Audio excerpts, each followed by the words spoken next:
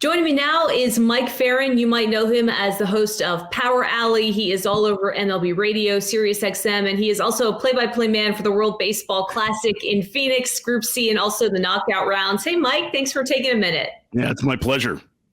Well, I mean, just kind of on a personal note to start, as a guy who loves baseball, I mean, to call this event, how exciting is it? Well, let's start. As a guy obsessed with baseball, I think it makes it really special. I've been fortunate to be able to be at a ton of big events. This is the first WBC I've been a part of.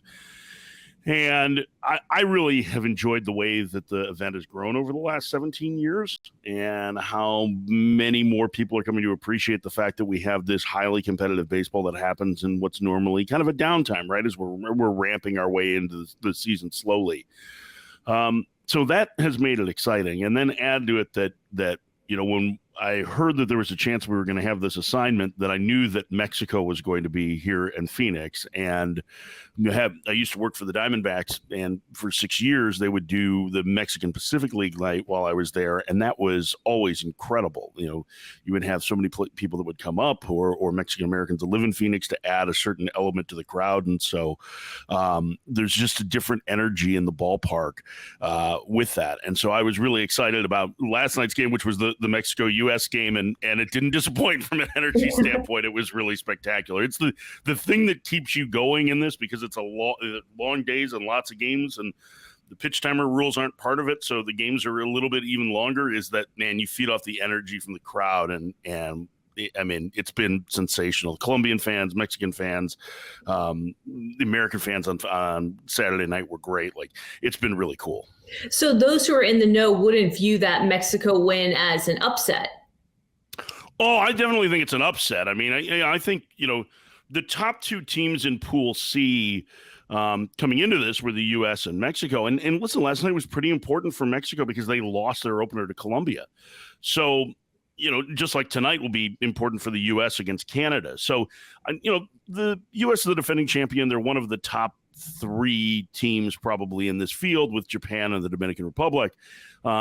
But Mexico feels like they have a team that's not just strong enough to get to the knockout stage, but to potentially win. And I think it was an incredibly important game for them. It definitely was an upset. And I think the way it unfolded was shocking. I mean, we're going to the bottom of the seventh inning, and it was 11-2 Mexico. I mean, there are mercy rules in this tournament, and they nearly mercy ruled the U.S. last night. It looked like that might happen at one point in the seventh inning. So it was a pretty incredible win for them. How upsetting or alarming should that be for the United States to nearly be put out of their misery, or is this something that you think that they can put behind them? Yeah, I don't think it's going to end up being that big a deal. I mean, they're going to play Canada tonight, and Canada can really hit. Canada's pitching stretched a little bit because their starter yesterday, Cal Quantrill, only went 2/3 of an inning. So I think there's a good chance for the U.S. to get right. And really, it doesn't matter. Like, that's the thing about baseball, is that there's always another game the next day, right? And so these guys are experts at flushing bad games, and they're experts at flushing heartbreak. And they do it way better than fans or broadcasters do. It's really remarkable how they're able to compartmentalize it. How do you view the United States in terms of strength and weaknesses? Was something in the batting order exposed in this upset against Mexico? No, I think it's just one. I mean, I think you can play it's just baseball, it's still relatively early in spring training, right? So players are still getting their timing, especially offensively. And I do think that's been kind of a common thread when the U.S. has struggled in the WBC, is that they have not gotten to the offensive output that the names in their lineup say that they should get to. Now, they started to swing the bat better as the game went on yesterday. We'll see if that continues. But I don't think there was anything in the way the lineup was constructed, or any of the players that were in it that didn't make sense. I think it's just one of those things that happened. And sometimes you get blown out. Sometimes you get dominated by, listen, Javier Assad, who came out of the bullpen for Mexico, is a pitcher for the Cubs. He's pitched in the big leagues. His stuff was nasty last night. I mean, he's throwing 97-mile-an-hour sinkers that was just sawing guys off. And I think he faced 10 batters and gave up one base runner. And so sometimes it was just the absolute wrong time to run into him, right? Mexico puts together a rally. Meneses hits a big 3-run homer to make it 7-1. And then Assad comes in and just carves them up for 3 innings. Like, that guy's a big leaguer. Sometimes you just got to tip your cap. These singular global sort of events like a WBC or a World Cup, they're so fun because people can go to the water cooler, get involved in rooting for their home nation. You mentioned the growth of the World Baseball Classic and it being kind of situated right before the regular season gets going, and people are kind of turning their attention to baseball. But if you're a sports fan, you might be interested in what's going on in the NBA playoffs, or you might be in your hockey season. What has been significant to you in terms of the growth of the WBC, and is it something that will hopefully excite a new generation of baseball fans eventually, if not already? Yeah, I mean, I think it's a great question, because I think it's one of those things that this has happened kind of organically and in a grassroots way, right? I mean, I think back to 2006, and there was way more complaining about, oh, we're going to take these pitchers out of spring training, and oh, they're all going to get hurt. And then I believe that the first WBC, Luis Ayala, who's a pitcher for the Nationals, actually did end up needing Tommy John surgery after pitching for Team Mexico in the World Baseball Classic. And so there were a lot of doom and gloom and naysayers with it. But I think in 2009, people got a little bit more excited. In 2013, the games were very good. And I think the U.S. lost to Puerto Rico in the semis. And then it started to flip, right? So it goes from, this thing isn't going to be anything, to all of a sudden you start to care a little bit and you get mad because the U.S. isn't advancing the way you want them to, right? Domestically. And then in 2017, they win it, right? And them winning in 2017 and the way they went about it, like listening to Mike Trout, like who's the captain of Team USA, talk about that experience of missing out on that, deciding not to play, and how he was like signed up right away to be a part of the next WBC. To hear Paul Goldschmidt, who is a fairly reserved superstar, who was on that team and was benched in the knockout stage because he wasn't playing well. I mean, this is the reigning National League MVP now. To hear that he's been the most vocal guy in the clubhouse, standing up, telling guys what it's worth, I think you start to get the buy-in from the players.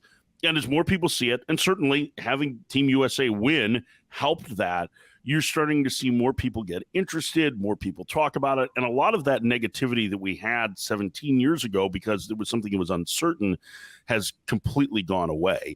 And people are really excited for the event. Yeah. And how encouraging is that for, say, the next 10 years? I mean, you as a play-by-play man and everybody who is obsessive about the sport, as you put it, how encouraging is that, as each year passes, or as each cycle passes for the WBC, there is going to be more awareness, and the players, if they're not fully on board already, will start to embrace it as an opportunity to use it to get ready for the regular season and represent the U.S. Well, I think that's the thing now and I think you're starting to see that mostly on the international side, but like the guys who are in their early 20s, they've grown up with the WBC and they view it as this cool event. I think in a lot of respects, the best thing that happened to the event overall was the U.S. struggling, right? Because Canada beats them in 2006, Mexico beats them in 2013. And so it sparks a generation of interest, right? And so as these young players are starting to come up, they've had to be a part of their life. And it's something that they can get excited about, dreaming about participating in, representing their country, seeing the crowd, seeing the reaction. I mean, I don't know if you've seen the crowds in Miami, but for Venezuela and Puerto Rico and the Dominican, like, it's sick. I mean, that place is packed. It's, it seats 35,000. It sounds like there's 350,000 in there, right? I mean, there's the noisemakers and the drums and the music, and it's an exciting atmosphere, and how could you not want to be a part of that? And the other part is that I hope that as we watch this as Americans, that we're able to take some from the Latin American players and from the Asian fans and incorporate that into what we have, because the energy is so great in the games because of their passion for it, and their joy of being at the ballpark, right? Their joy of supporting their team. It's really cool. Yeah, I mean, what doesn't the casual fan know about just the global fan base? You mentioned these Latin American countries, and I think even if you're kind of just an amateur eye, you can see that Asia has a huge influence in players that are playing here, and also their fan base and the leagues that they have.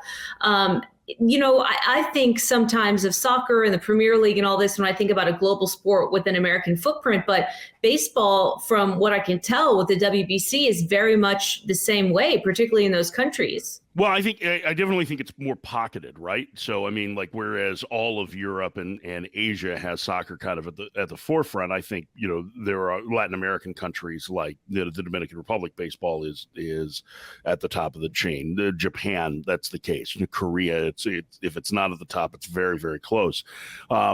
Cuba, I mean, certainly it's been the case in Cuba, and I think you're in spots where, like Mexico, it's the second most popular sport behind soccer. There's a lot of people that live in Mexico who love baseball, right? So I think you start to see that. I think what's really interesting is going to be watching the growth. So in spots where we don't think of it as baseball hotbed. So this WBC is new in that instead of having 16 teams, it has 20, right? And so they had this qualifying tournament. And so you have this different European representation, right? So Great Britain is there. And granted, most of the players aren't actually from the UK. I mean, some of them have been born there, but there are a number of players from the Bahamas that are a part of the team. Even though they're an independent nation, they still recognize King Charles III, and so they get to compete for Great Britain. And so places like that, or the Czech Republic, I mean, I think those are spots where you start to be able to tap into the national pride to be able to grow the game and show them the event. And, that's really the hope. I've spent a lot of time with the Great Britain staff over the last couple of days and just learning from them.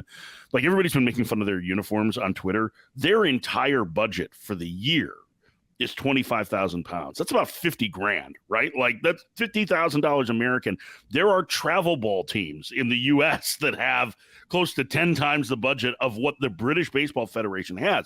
But their hope is of the exposure of being a part of this event. And then if baseball gets to the Olympics in LA, let's say, because it was in Tokyo, let's say it's in LA, that because there's only 2 European qualifiers for it, they can grow it that way. And they can continue to grow the game of baseball in the UK in large part because of this event. So I think all of those things are part of it. And it's kind of like the grassroots of this event started in 2006 and started to get people excited. And now you're starting to plant the seeds to try and grow it in countries where maybe it hasn't started to be super popular, and it can grow into a sport. Maybe it won't ever be as popular as soccer or as basketball, but at least where it starts to be part of the collective consciousness.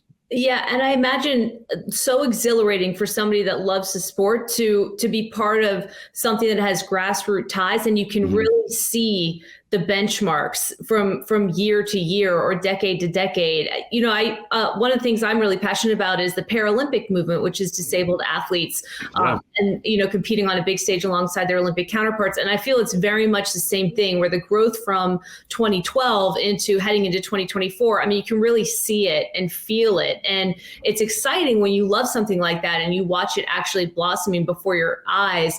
How much pride do the athletes from some of these smaller nations take in being a part of this? And not even really, the contingent from Britain, as you say, who are largely trying to get their footprint on the map, but also the Mexican players, the Cuban players. I mean, the guys who are so eager to represent their country. Oh my gosh, they're so excited about it. I mean, it's the World Cup for baseball, basically, right? I mean, if you don't play soccer at that level, then you have to have some sort of outlet for that, I think nationally, right? Regardless of what your nation is. And so, like Canada's a prime example, right? They have a terrific amateur baseball program there, the junior national team that feeds into the senior team, which is what this is basically an offshoot of in the WBC. And what they call Team C, which is Team Canada. It is just an outstanding program. And listening to Canadian players talk about what it means to represent their country in events like this and to show them, listen, one player said to say, hey, we want to show them that Canadians are good at baseball, that we care about baseball. That's not just hockey, right? Like, that we really care and that we're good at it. I mean, I think there's that element to it as well. So the players absolutely, I think, it's been tougher to get U.S. players to buy in because I think it's part of routine and the way things go. But in other countries, like, this is exciting because it's a chance to show off, hey, we know what we're doing. And I imagine with more wins from the United States, it'll kind of continue to embed itself in the collective consciousness of sports fans as it gets bigger and bigger. How would you handicap the United States path forward? Give us some sleepers, if you can just kind of handicap the tournament for us. Yeah, well, so we know who's in the quarterfinals from the two Asian pools now, right? So Japan is the heavy favorite there.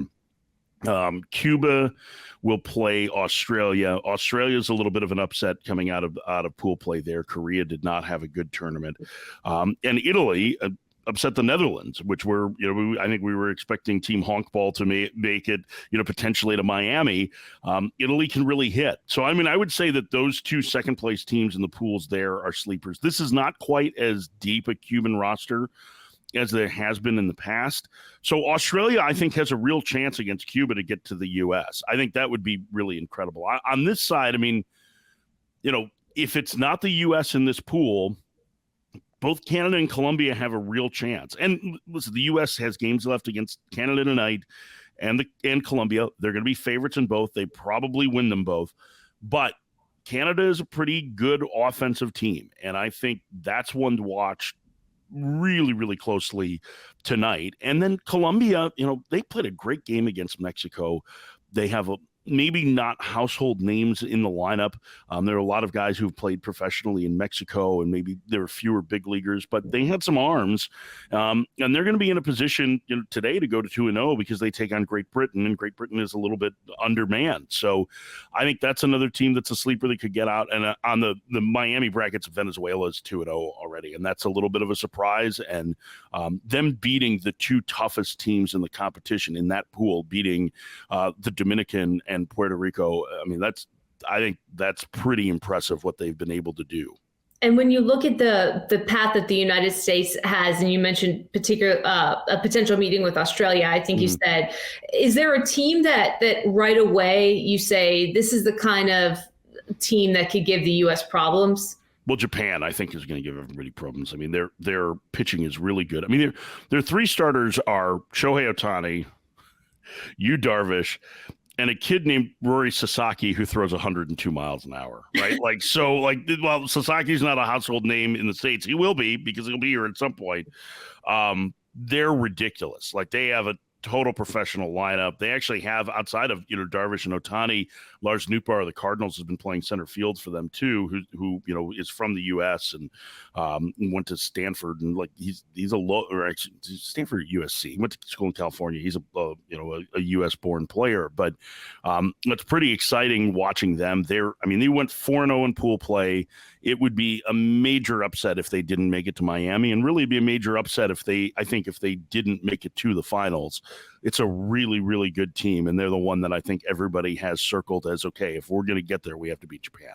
Yeah, just a team of nobodies with Shohei Ohtani at the helm. Yeah, and look at his numbers in the tournament too, right? He goes 4 shutout innings in his one start, and all he's done is bash baseballs all over the place. There was a good line when they beat Australia in pool play. Somebody asked their manager, Dave Nilsson, what the turning point was in the game. They lost 7-1. He said, well, what was the turning point? He said, well, I think it was when Ohtani hit a ball 500 feet. So that's pretty good.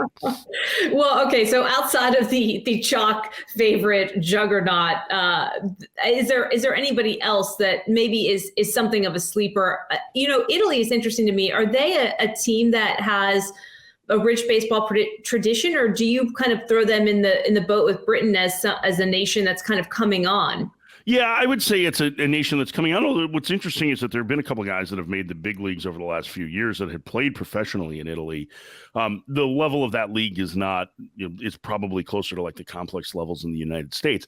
Most of those players are American-born players that are on it, but they can hit. They can really defend. Vinny Pasquantino is, their first baseman from the Kansas City Royals, who's a really, really good young hitter.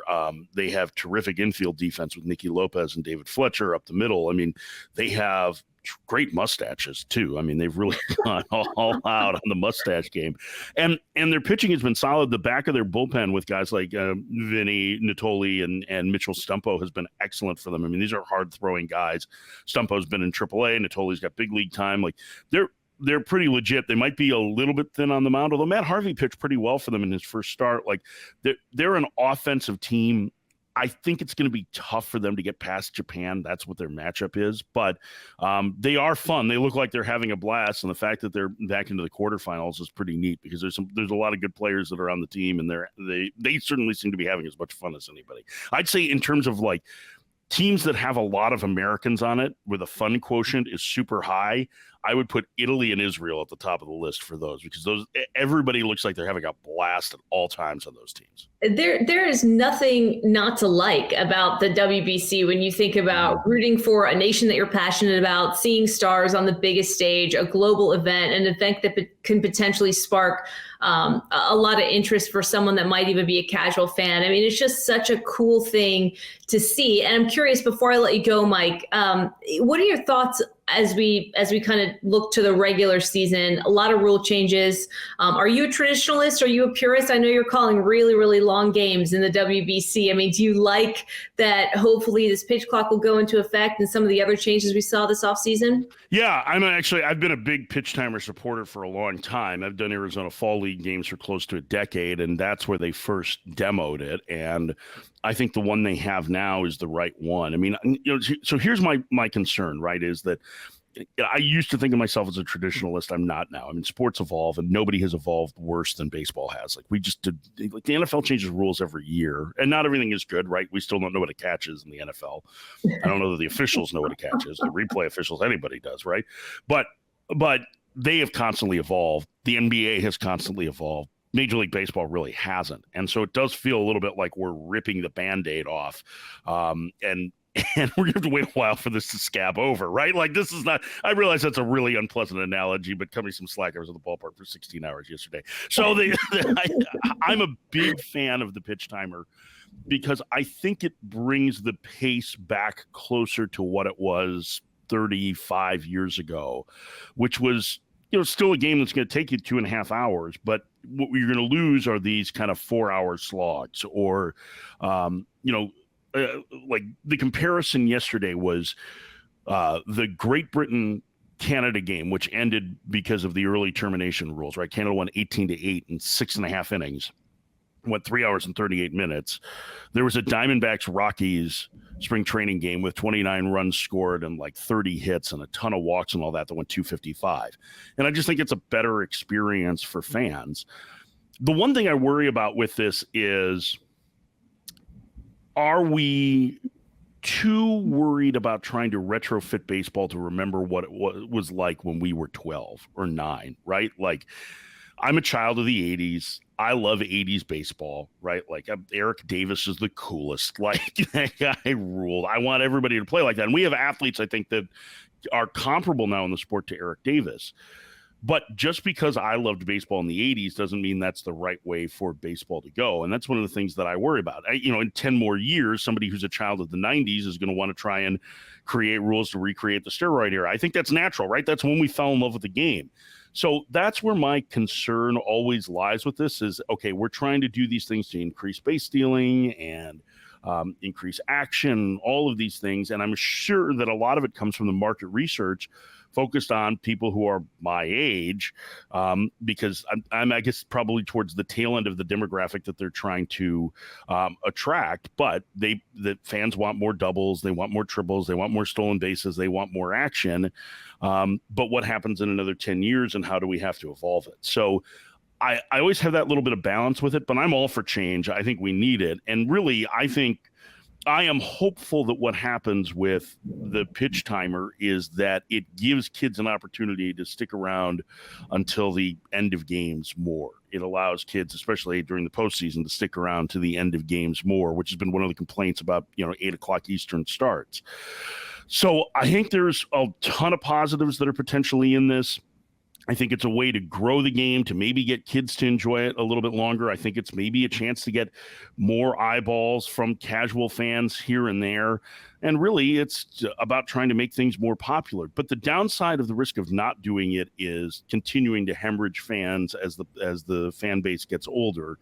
And, rather than sit around and saying we've tried nothing, we're all out of ideas, I'm all for this, and I think it's going to make for a better product. And I'll tell you what, the games that I saw, I've done a lot of fall league games. I filled in AAA for a week last year, got a really good look at the pitch timer. It's just a better product. And listen, I'm somebody who loves baseball. I mean, it's what I do.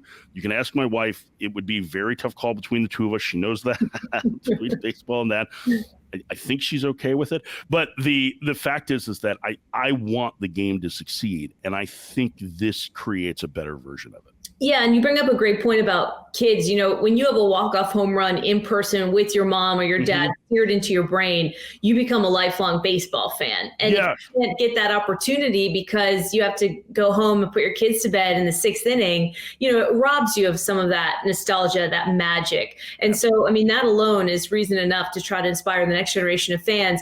Do you think we'll ever get to a place where we see starting pitchers pitch longer like they used to, going deeper into innings, or is that something that is truly in the past? Yeah, no, I think that there's that possibility, because I do think that's something that the league has focused on too. But again, like this is probably a bigger issue in what I'm talking about in that balance, right? Like we want it to look like it did when we were 12, right? So if that something were to happen, I think it comes in roster limits on pitchers. And I don't think that is imminent. There is already a restriction on roster limits now for pitchers. The last 2 years, it's been 13 pitchers is what you're capped at during the first 5 months of the year, and then 14 in the final month of the season. So there is a trend in that direction. But I think in order for us to get to that point, you have to limit the number of pitchers on the roster to like 11, and that would give you the best chance. I'm not sure that it's going to happen anytime soon, but then again, I'm not sure that it matters if it happens anytime soon. I think it's something that gets screamed about an awful lot. But in the end, like, it's still competition, right? And one thing that we, as the collective baseball media, have done a really poor job of is embracing the power on the mound in the game. We embrace power from hitters all the time, right? Like the home runs are a big deal. But watching guys try and hit against 90-mile-an-hour sliders is really tough. And embracing the power that comes with these relievers who can do things that nobody else can, they just can only do them in short bursts, I think would do more to help fans understand where the game is heading and how crazy great pitching is right now than ever before. Every hit is a miracle. And I do think hitters are better than they've ever been before. It's just that, everybody's throwing harder than ever before, and they're throwing their fastball less than ever before, and they're throwing their breaking pitches and off-speed pitches harder than ever before. So your decision-making window is really, really tight. And I think that's something that we as a broadcast group could do a much better job of explaining to people. That's fascinating, and I think really smart feedback. I mean, it's something that I really didn't think about, and it makes some of these singular achievements like what we saw with Aaron Judge maybe all the more remarkable when you consider the fact that the quality of the pitching is so exponentially better and faster. And this guy, we would show up to the ballpark. I live in the New York City area last season and just expect this guy to hit a couple of home runs like it was no big deal. I mean, It's tough. It's tough. Like you said, getting a hit off of a big leaguer is incredible. Yeah, a lot. I mean, some of this is born of, we call it the third time penalty for starters, right? The more a starting pitcher faces somebody during the game, the worse their results are traditionally, right? Because the hitter has a better idea of what they're doing on a given day. They've seen their pitches, right? So, and then fatigue starts to factor in. Well, if you start to go back and look at like, let's say Maris and Mantle or Mays or players in the 50s and 60s who were superstars and the best players of their generation and some of the greatest players of all time, they were routinely facing third and fourth starters 4 times in a game. That doesn't happen now. You might face the top starter 3 times in a game. Very rarely will you face them 4. You're definitely not going to face the 4th starter 3 times in a game, and certainly not the 5th. So Aaron Judge, in a lot of respects, is having 5 plate appearances and facing 5 different guys and still hitting 62 home runs. I mean, that to me is incredible. And that's part of the evolution again. Like, that's all right. So we're smarter about how the game should be played in reducing some of the risk with pitching that comes with allowing runs. But we're not being smart enough in our analysis to point out, hey, listen, when hitters are doing great things like what Judge is doing, it's really ridiculous because he's having to face so many different pitchers. I would guess that there's probably, he hit 62 home runs last year, like when Maris hit 61. I would guess that there's probably at least 10 more different pitchers that Judge homered off of than what Maris did, because the league was smaller too. There's a whole lot of different reasons for it, but I think that that's a major thing that we just don't get into enough, or we know, but we don't explain it, and that's on us. Our job's supposed to be to explain the game, Yeah, it's a great point. I'll get you out of here with this because I've kept you for too long already. I feel like I could talk to you for probably 2 hours with how much you love the game. Please, I've got 2 more games to do today. I'll let you get some Gatorade and hydrate and do what you need to do so that your voice is good for later in the WBC. But this season is interesting. The Mets spent a ton of cash. Philly has a what looks to be a really impressive roster. San Diego's fascinating. The Dodgers. Who are you really excited about heading into the regular season, and who do you think could surprise some people? Well, I think the team that I'm most excited about has got to be the Padres. I think especially once they get Fernando Tatis Jr. back in late April. I really want to see what it looks like. I think it's got a chance to be a really strong team. Their pitching is deep. They have a kind of a sneaky good bullpen. And listen, they're playing in a division where they've been the little brother to the Dodgers. And, little brother found a trick that might be a little tougher for big brother to deal with. So San Diego is one that I'm really, really interested in this year.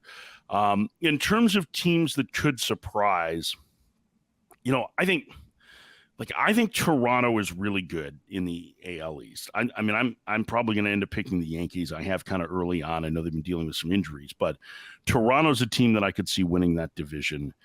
I think if Texas's pitching stays healthy, they're going to be a real problem in the American League West. You've seen a lot of DeGrom living in New York. Like, when he's healthy, he's the best pitcher on the planet, right? And they also added Nate Eovaldi, and they have John Gray, and their lineup is better. I think they're kind of one of those teams that it's like it could go either way, right? They could win 73 games because injuries derail them, or they could win 93 games because their pitching comes out and dominates.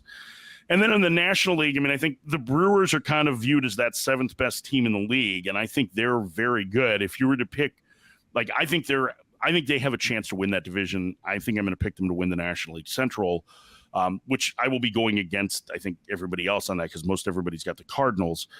I think the other team that's kind of interesting is Arizona, because they are a really young team. If there's one of those teams that has young talent that can surprise, that arrives on the scene a year too early, it feels like it's them. Like they can be Baltimore from a year ago. So I'm kind of curious to see what that looks like. There's still some questions of the pitching staff. Their pitching is very young, but they just locked up Corbin Carroll. Gabriel Moreno is going to be, I think, a star behind the plate. They have Jordan Lawler coming, who was a high school draftee in 2021 and finished last year in Double-A, and the dude's going to rake. I think there's some really interesting stuff going on with them, and they have a core that's similar to what Houston and the Cubs had in the middle of the last decade that helped lead them to World Series championships. Mike, this was fantastic. Great insight into the World Baseball Classic, which I know you're passionate about and so many fans are excited about. Best of luck to you the rest of the way into the knockout rounds. Just real quick, let everybody know where they can find you.